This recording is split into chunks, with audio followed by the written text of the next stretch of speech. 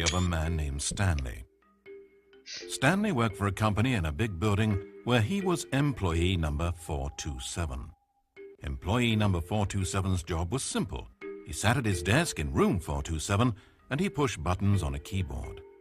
Orders came to him through a monitor next to his desk, telling him what buttons to push, how long to push them, and in what order.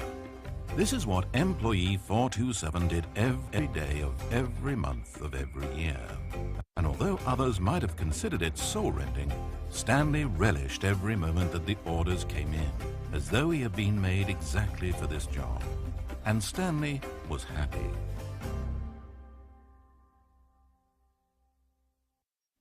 And then one day something very peculiar happened. Something that would forever change Stanley. Something he would never quite forget.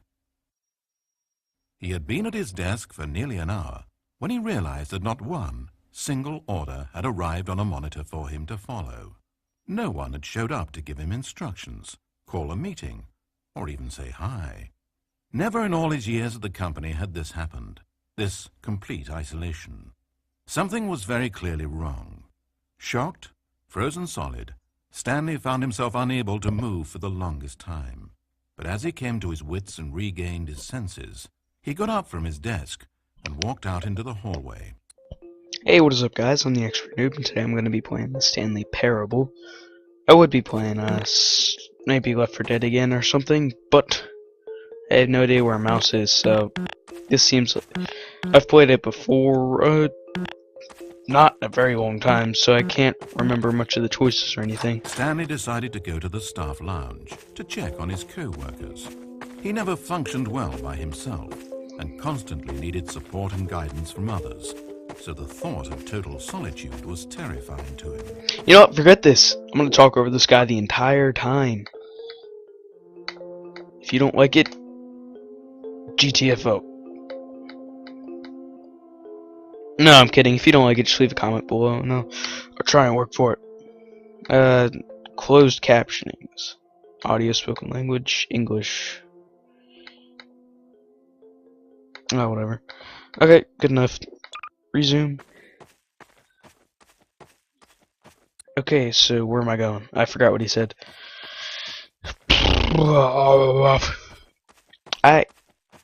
I remember playing this once or twice, and I didn't have my mic properly configured when I tried to do a playthrough on this a while ago. When Stanley came to a set of 2 open doors, he entered the door on his left. Oh! Quite the contrary, my friend. I believe he entered the door on his right. This was not the correct way to the employee lounge, and Stanley knew it perfectly well. So he turned left at the first open door and walked back in the right direction.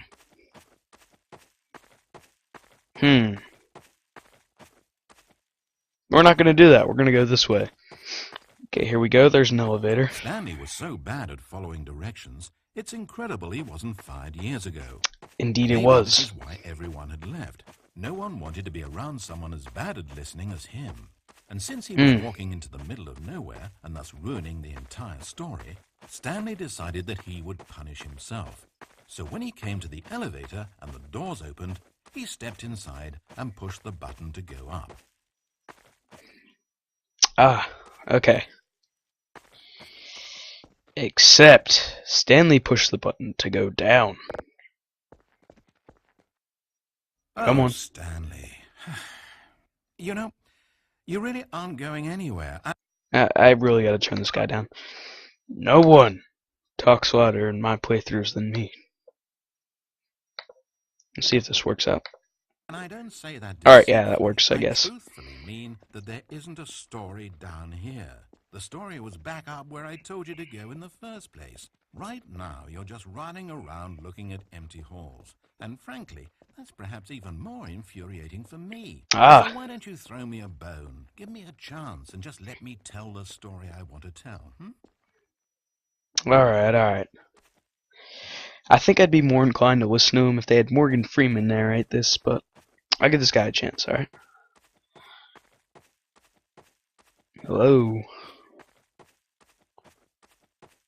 Now listen carefully. This is important. Alright, listen, guys. Stanley walked through the red door. Okay, so we're going through the blue door.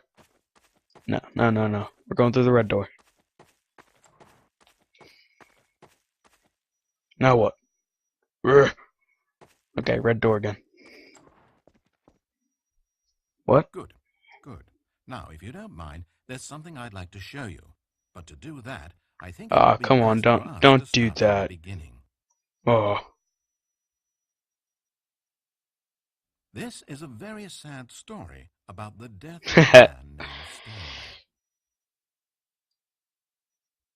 I'm gonna let this roll through. Stanley worked for a company in a big building where he was employee number 427. His job pushing buttons demanded little of him, so there was not much of himself to give, and in this way Stanley's job felt less and less like his every day. But if buttons need pushing one day, it means they'll need pushing the next and then the next. So without question or judgment, Stanley continued to do what the screen told him. One keystroke flowed into another keystroke, flowed into his ride home, flowed into dinner, flowed into waking up, flowed into going to work. Not and pressing any flowed more again. keys. Stanley was typing out a complete sentence that said absolutely nothing at all.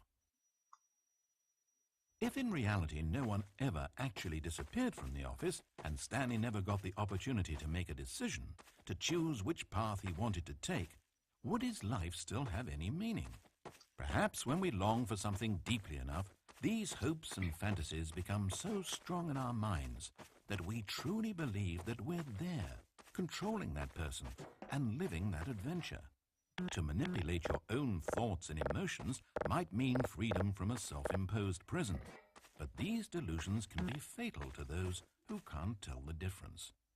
And so, Stanley asked, if that door never opened, if I'll never be able to walk away from those people and from these buttons, is this life still worth experiencing? Am I actually happy? Stanley answered this question by pushing a button. Then he pushed a button, and then he pushed a button. Then he pushed a button.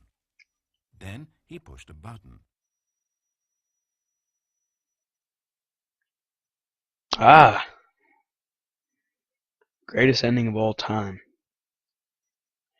You know, I know for a fact that there's multiple endings, so I'm gonna go for another one. Maybe one that's better and doesn't suck as much. So I'm gonna see you guys back here in part 2 where I get a half interesting ending or something.